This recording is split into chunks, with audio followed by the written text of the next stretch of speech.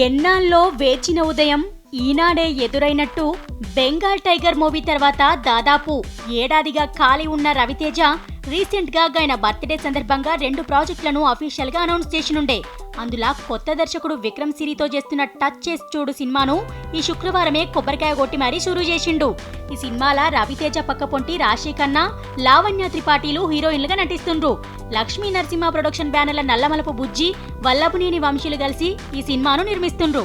అది యాది మరవక ముందే ఈ సోమవారం అనిల్ రావిపూడి డైరెక్షన్ లా దిల్ రాజు బ్యానర్ల రాజా ది గ్రేట్ అనే కొత్త సినిమాకు కొబ్బరికాయ కొట్టిండు రవితేజ.